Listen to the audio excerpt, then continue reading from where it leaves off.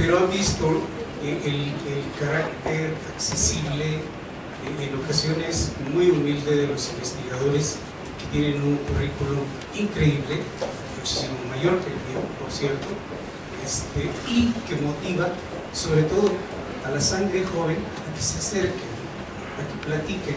Encontrarán siempre una respuesta positiva, accesible, y un interés por cada uno de ustedes, porque cada uno de ustedes, jóvenes, tiene mucho que aportar para cambiar al menos uno de los derroteros de algo que todavía está en ciernes, que no puede admitir el pontificado de decir esta técnica es el non plus ultra.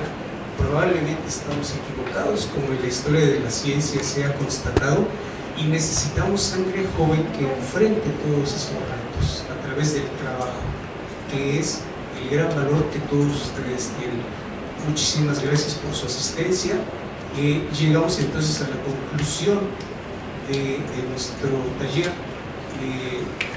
y esperamos que siga habiendo más reuniones así en donde ustedes acudan.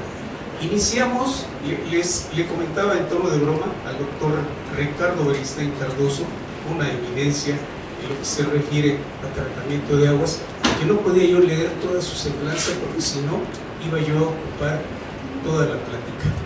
Entonces diré de forma breve los antecedentes particularmente sobresalientes del doctor Ricardo Beristain Cardoso, egresado de la carrera de Ingeniería Bioquímica Industrial de la UAM Iztapalapa, habiendo obtenido el grado en biotecnología por la misma UAM en 2004, un investigador bastante joven, muy productivo. Inicia sus estudios de doctorado en el Departamento de Biotecnología del 2004 al 2007 con una distinción por su exitoso trabajo, recibiendo la medalla al mérito universitario. En la UAM ha sido un académico distinguido del 2007 al 2008, ha realizado un postdoctorado en el Departamento de Ingeniería Ambiental y Bioprocesos en la Universidad de Santiago de Compostela. Esperamos que haya tenido tiempo para ver el Camino de Santiago, ¿verdad? Que a algunos nos ha interesado. Regresa con un proyecto de repatriación contratado por el CONACYT, como catedrático por el Departamento de Ciencias Biológicas y de Salud, con una cátedra distinguida, Alfredo Sánchez Marroquí. Sigue siendo profesor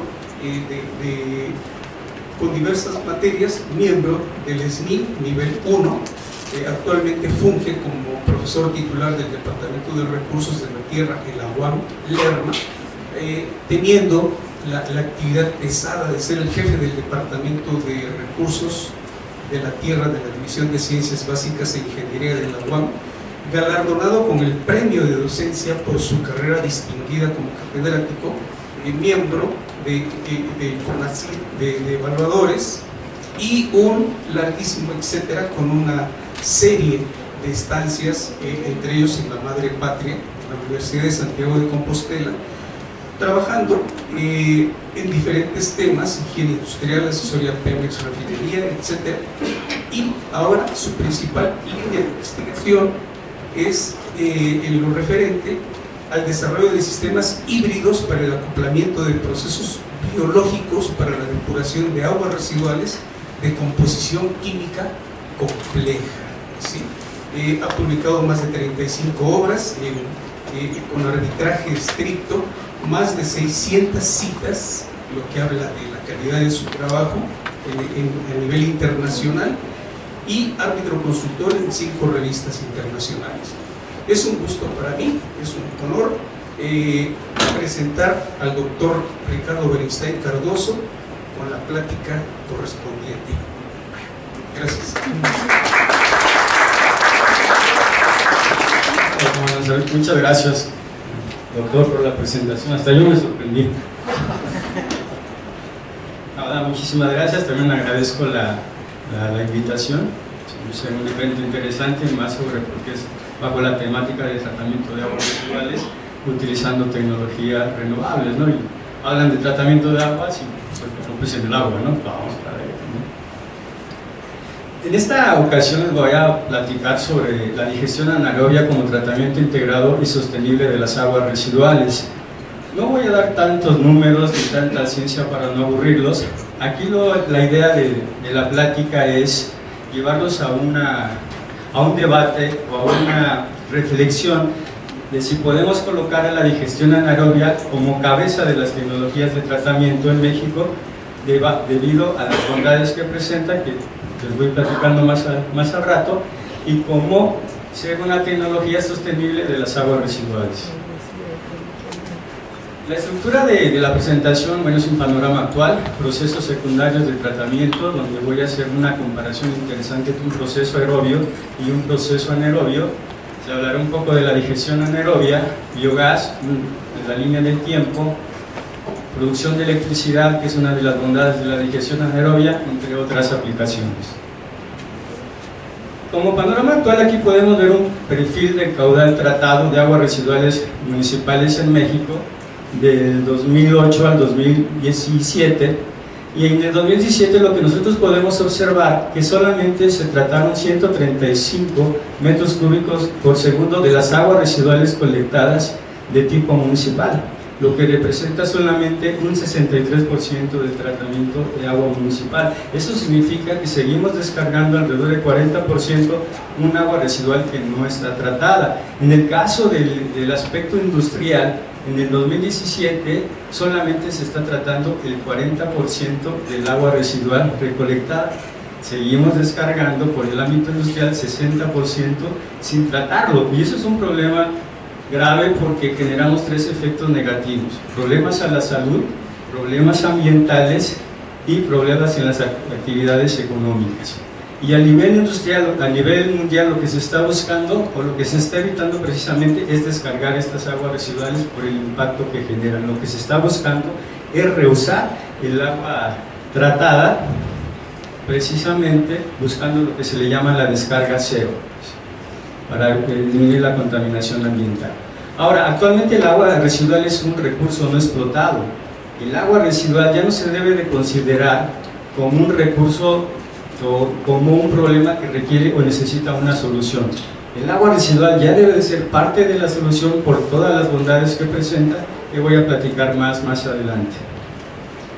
En este gráfico podemos observar diferentes procesos biológicos que se utilizan para el tratamiento de aguas, y lo encabeza lo que son los sistemas de lodos activados con un 53% aproximadamente. Los sistemas de lodos activados es un proceso aerobio, y en contraste con los anaerobios, que es el tema de la plática, podemos ver que reactores anaerobios de flujo ascendente, 0.89%, las lagunas de estabilización, que también ahí vamos a encontrar procesos anaerobios, 10.40%, y el resto, bueno, sistemas dual, lagunas agregadas, primario avanzado. Aquí lo que tenemos que resaltar es que los sistemas aerobios son los que encabezan las tecnologías de tratamiento de aguas. Aquí les presento una comparación de un proceso aerobio convencional con un proceso anaerobio. En el caso del proceso aerobio, de toda la cantidad de la materia orgánica que entra al sistema por cuestiones bioquímicas o termodinámicas, el 50% del carbono que entra en un proceso aerobio se va a crecimiento celular. Ese crecimiento celular lo tenemos como lodo, lo llamamos un lodo secundario, pero este lodo secundario no lo podemos disponer porque todavía tiene cierta contaminación. Tenemos que someterlo a un sistema de tratamiento de lodos de acuerdo a la NOM 004 de Semarnat. Hay diferentes sistemas para tratar un lodo, pero este tren de tratamiento del lodo dentro de una PETAR representa del 40 al 60% del gasto total de operación de la planta. Ahora, si le sumamos que es un proceso aerobio que requiere de un flujo continuo de aire, obviamente requiere electricidad, y esa electricidad, si nos vamos un poco hacia atrás, en México se produce a través de los combustibles fósiles. De alguna forma estamos sumando a lo que son las emisiones de los gases invernadero. Entonces, este sistema de proceso aerobio es un sistema con requerimientos energéticos altos. Ahora, comparándolo con el proceso anaerobio, que es un comportamiento diferente, de la cantidad de materia orgánica que entra a un proceso anaerobio, por cuestiones bioquímicas y termodinámicas, solamente del 5 al 10% se destina a crecimiento celular. O sea, si comparamos la producción de lodo con respecto a un sistema aerobio es mucho menor, y la otra ventaja es que este lodo ya está estabilizado, ya se puede emplear como biofertilizante, que es una de las bondades del proceso anaerobio. Ahora, por otro lado, los productos del proceso anaerobio es metano y CO2, a lo que se le conoce como biogás, y este biogás tiene muchísimas aplicaciones. Una de ellas es la generación de energía eléctrica, y una vez generando la energía eléctrica podemos hacer que esta petar sea autosuficiente.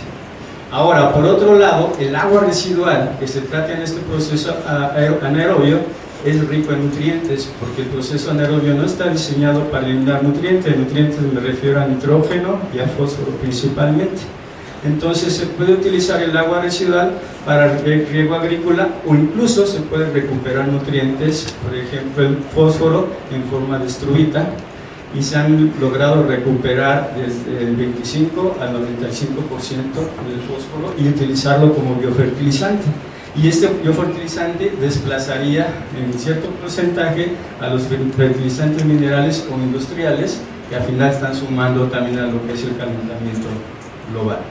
Y el nitrógeno, también hay estudios donde se está buscando la recuperación del nitrógeno para formar sulfato amónico, que sería también otro tipo de biofertilizante.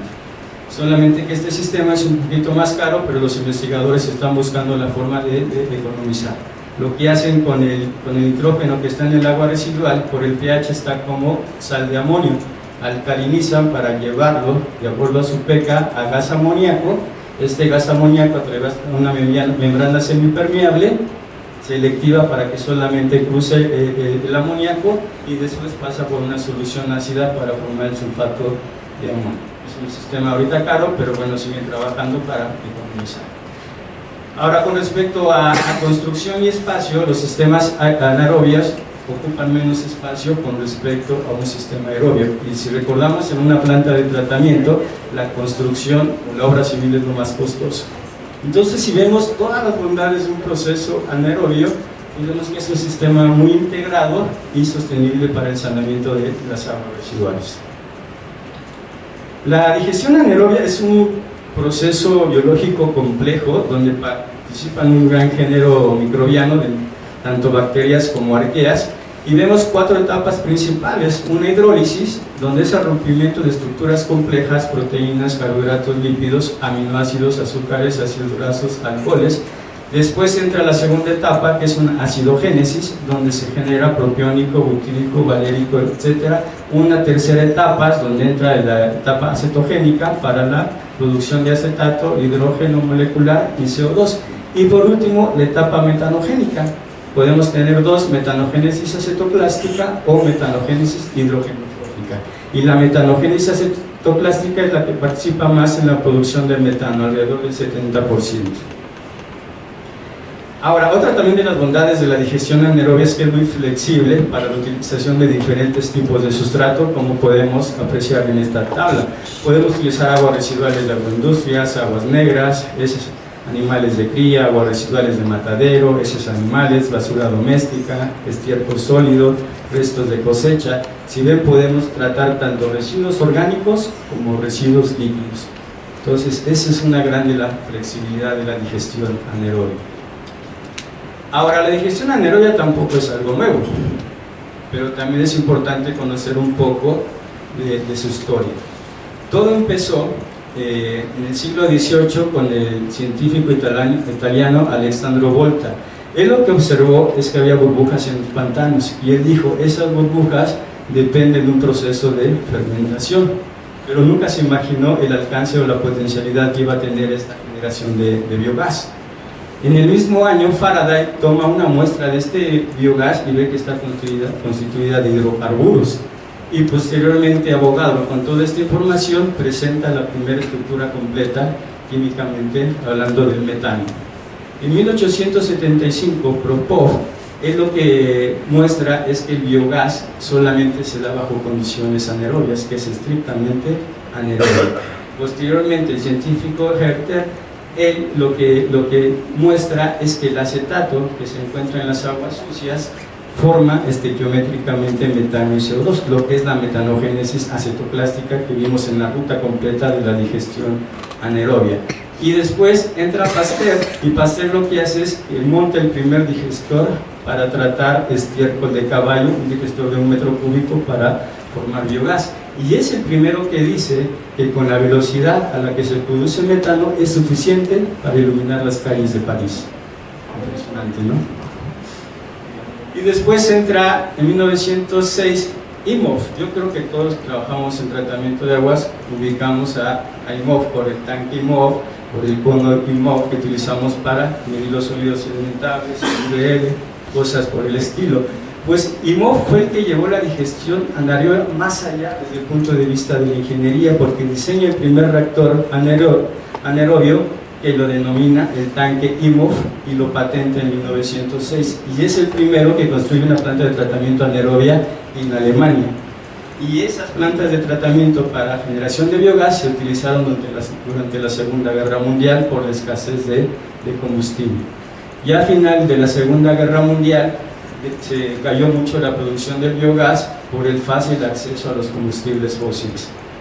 Posteriormente en India, en los 60s, otra vez se vuelve a impulsar el biogás, tanto con fines energéticos como con fines de biofertilizante. En China se impulsa en los 70s, y ya en los 80s los países industrializados también empiezan a producir el biogás, pero más con fines medioambientales que energéticos. A finales de los 80 cae el precio del petróleo y nuevamente baja la producción de biogás. Y ya después de los 80 hay algunos países que continúan con esta producción, con investigación hasta la fecha, ¿no? Vamos a encontrar diferentes países que se dedican a la producción de biogás. En tratamiento de aguas, todo el mundo identificamos a Gatse Lettinger de la Universidad de Wageningen. Fue el que diseñó el reactor UACB, Low Planetary Large Blanket Reactor. Realmente lo que hizo Gatse Lettinger es tomar el principio del científico IMOF. Entonces es un reactor cilíndrico donde los microorganismos que están en forma de flóculos o gránulos por gravedad están en la parte baja, se alimenta el agua residual, se distribuye de forma homogénea. Una vez que entra en contacto con los microorganismos, empieza a trabajar lo que es la digestión anaerobia, se produce biogás, y hay unos deflectores que son los que van a canalizar el biogás a una campana que va a separar el gas líquido, y es como se va recolectando el biogás para su posterior uso. Si vemos, es un sistema muy sencillo, muy económico, de fácil mantenimiento, de bajos requerimientos energéticos y muy funcional tanto en el tratamiento de aguas como en la digestión de lodos. Y a partir de este reactor, pues en la literatura van a encontrar infinidad de reactores evolucionados, mejorados en cuestión de transferencia de masa con respecto al reactor UACB. Ahora, el biogás es una composición de 55 a 70% de metano y de 30 a 45% de CO2. Tiene otras trazas de otros gases, como es el H2S, es el que pues, se relaciona con el olor a huevo podrido. Tiene un contenido energético de 6 a 6.5 kWh por metro cúbico y un equivalente de combustible de 0.6 a 0.65 litros de petróleo por metro cúbico por día de biogás, un límite de explosión de 6 a 12% de biogás en el aire. Es algo que se cuida mucho en las tuberías. De hecho, en las tuberías hay unos dispositivos que se llaman atrapagás. Por si en la tubería hay un flamazo, ese dispositivo la apaga por cuestiones de seguridad. Ahora, la producción global de biogás, aquí la podemos observar, miles de millones de metros cúbicos por año. Podemos ver que en Europa es donde se ha disparado la producción de biogás, posteriormente en Asia. En América podemos ver que realmente no hay un incremento significativo, y en Oceanía mucho menos, ¿no? Aquí el incremento de Europa es porque realmente se está promoviendo muchísimo el uso de este biogás. Se incentiva, se financian proyectos. Por ejemplo, en Dinamarca este biogás ya lo purificaron de tal manera que ya lo pueden inyectar en la red de gas natural. Entonces hay muchos avances en esta parte de la utilización de biogás.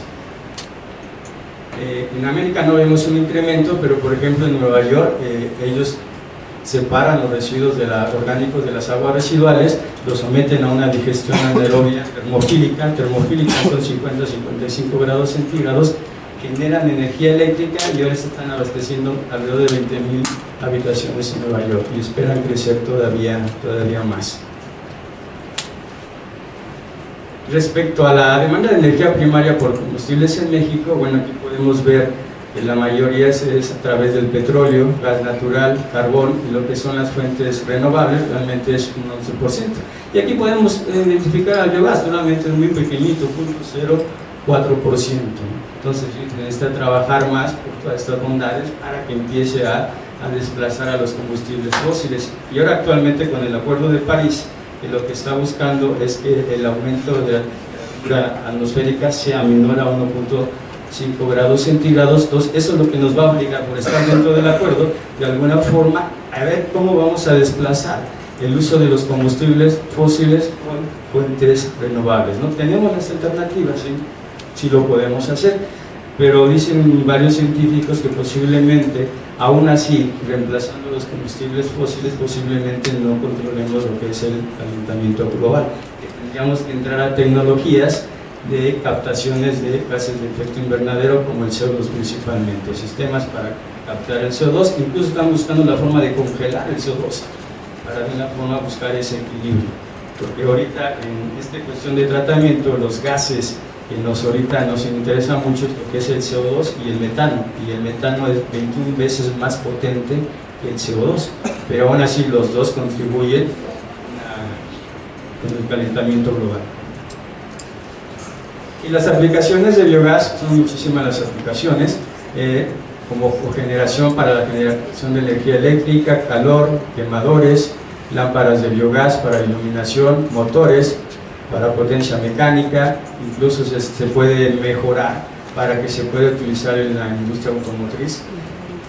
O sea, tiene bastantes aplicaciones lo que es el biogás.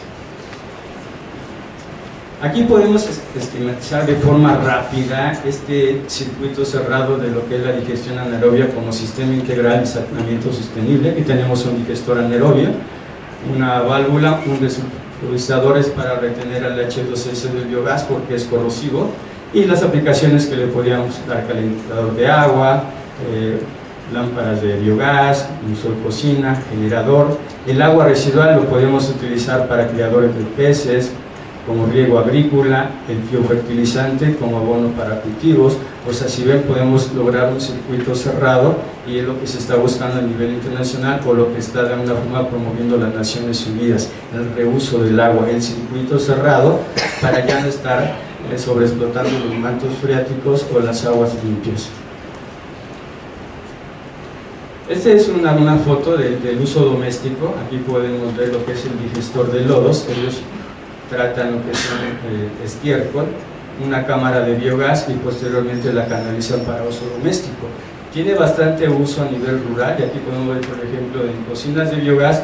Actualmente China tiene 43 millones de cocinas de biogás, y para ellos, por todos los que en esta parte de las zonas urbanas, es muy interesante porque ya no pagan tanta energía eléctrica. A veces también gastaban bastante en los biofertilizantes y contaminaban.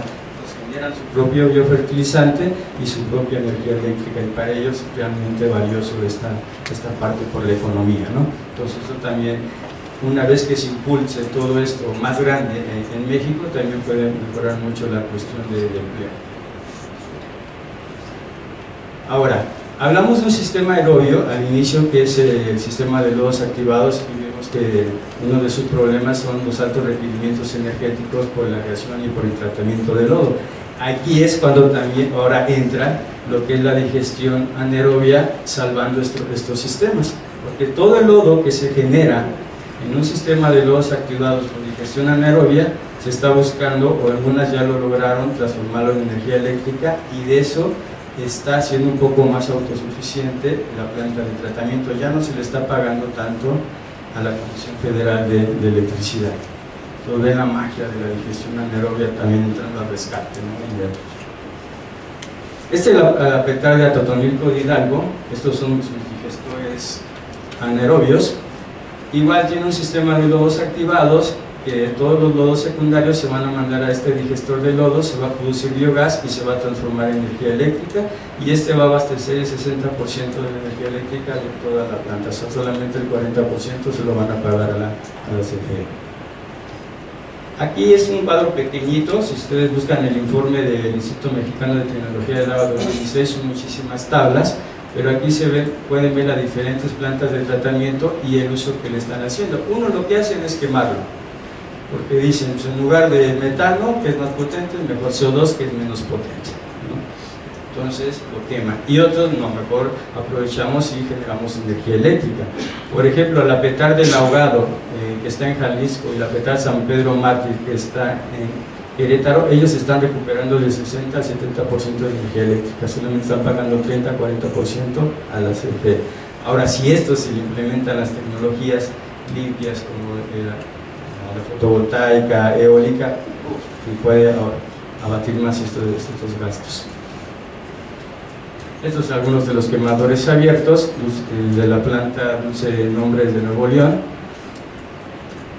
Y aquí también hay una tabla interesante, son más tablas, donde el INTA lo que hace es una estimación de la producción de energía eléctrica al tratar los lodos que se generan en las plantas de tratamiento. Por ejemplo, en Aguascalientes, esta planta de tratamiento, que es un calculador convencional, puede generar 11.179.074 kilowatts hora por año. Estos, si consideramos una eficiencia del 80%, estaría abasteciendo 5.000 casas, habitación de 4 habitantes. Entonces aquí podemos ver, de hecho esa es la finalidad del INTA, que se den cuenta lo que pueden hacer con esa energía eléctrica, ¿no? Pueden utilizarlo en una planta para que sea autosuficiente, inclusive para también venderlo a la CFE. Ahora, bueno, esto es publicidad. Este es un sistema híbrido que diseñamos en Guaniztapalapa, donde acoplamos la digestión anaerobia con una humedad superficial. ¿Cuál fue la idea? La digestión anaerobia, vimos todas las ventajas, ¿no? Generación de energía eléctrica, biofertilizante, un circuito cerrado, y al acoplarlo a lo que es el humedal, la finalidad es eso, de acuerdo al Acuerdo de París, ¿no? Si realmente, una vez desplazando el uso de los combustibles fósiles, no llegamos a lograr bajar lo que es el CO2, el calentamiento global, los sistemas humedales son buenos sistemas captadores de CO2. Hay literatura que dice que podemos alcanzar hasta 32 megagramos de carbono por hectárea por año. Estamos hablando de 30 gramos de carbono por día. ¿Sí? Entonces este sistema es pensado precisamente buscando un equilibrio de lo del CO2, ¿no? Porque al final nosotros, al generar metano o biogás, lo vamos a combustionar en los motogeneradores para transformar en energía eléctrica, pero al final hay un producto de la combustión, el CO2, ¿no? Entonces es una forma de ir buscando el equilibrio. Obviamente no se va a comparar esta producción del CO2 que viene de la energía, la combustión del biogás, con respecto a toda la contaminación que se genera en los combustibles fósiles, ¿no? La extracción del petróleo, la purificación del petróleo, pues realmente no se compara. Y ya para finalizar, esta es una tabla donde hay una comparación de la energía equivalente del biogás con respecto a otras energías, en función del valor calorífico. Biogás 7, gas natural 10, gas propano 26, gas metano 10, y se purifica, logramos al gas metano, hidrógeno 3, que es otra de las tecnologías limpias que se está promoviendo mucho. Entonces, si vemos, realmente tiene interesante el resultado desde el punto de vista calorífico también. Bueno, ya para no aburrirlos. Absoluto, yo digo.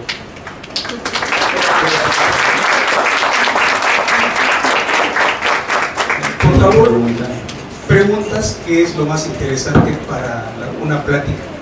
Por favor. Bueno, creo que revisamos el mismo informe. Sí, Pero tengo ahí una puntualización. sí, está bien, adelante. Sobre todo en el informe del INTA no miden el metano. Sí, Todo es, no, o sea, como biogás, pero tampoco hacen, o sea... Ah, no, ellos no miden. Ellos no miden. Lo que ellos hacen es mandan las plantas, les proporcionan los datos, y con esos datos hacen unas estimaciones.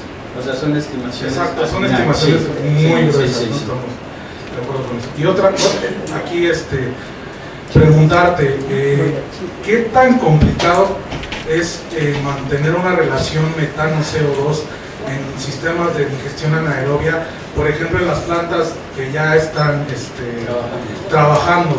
Te lo digo porque conozco el caso de San Pedro Mártir en Querétaro. Entonces uno de sus problemas era mantener esa relación. Desde tu punto de vista, ¿cuáles son ahora sí que el reto, los meollos del asunto? Sí, al final aquí el problema de todas las plantas es la infraestructura. Este es el problema de todas las plantas. La mayoría realmente se dedican a quemarlo, que es lo más fácil. Lo más difícil es cuando lo vas a utilizar con fines de transformarlo en energía eléctrica, porque tienes que darle un lavado al biogás.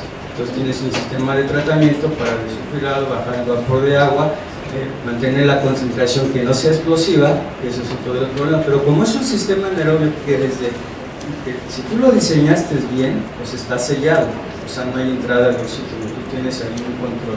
Sí va a haber una parte de oxígeno que viene del vapor de la misma agua, pero es algo que tú lo puedes controlar, pero eso depende mucho del diseño y la infraestructura con la que cuentes.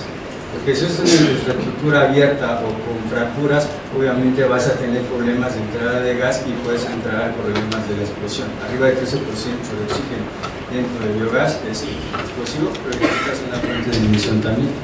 O sea, tampoco es así que explote solito, necesitas una fuente de emisión. Pero es cuestión de infraestructura y de recursos. Al final aquí es recurso, porque si es delicado, porque al final es un gas. Y como cualquier gas tenemos que tener ciertos cuidados. Tampoco son así que digamos alarmantes, porque tenemos los ejemplos de las comunidades rurales. Ellos lo controlan súper bien y no tenemos problemas de explosiones. Simplemente nada más desulfuran, de hecho meten un filtro de hierro para capturar el sulfuro y lo demás entra directo a la quema de estufa. Aquí no hay problemas de explosión. Eso porque es un sistema cerrado y lo tenemos. Muchas gracias, doctor Ricardo. Lamentamos que el tiempo nos esté presionando, pero quisiéramos recoger más bien claro, aquí hay investigadores en primera línea, pero las inquietudes de los estudiantes sobre quienes va a recaer la responsabilidad de trabajar todo esto que constituye ya un problema muy grave para una sociedad.